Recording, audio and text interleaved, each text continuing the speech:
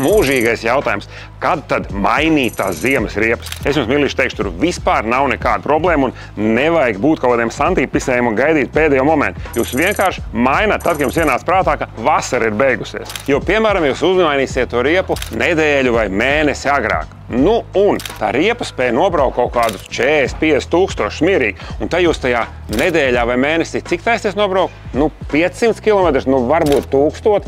Tai riepai nekas nenotiks, viņa nenodils. Mums nevajag driftēt, brauciet normāli. Un viss būs kārtībā, jo gaisa temperatūra rudenī noteikti ir tāda, ka šī riepa strādās labāk. Piemēram, Ice Blazers Alpine Evo.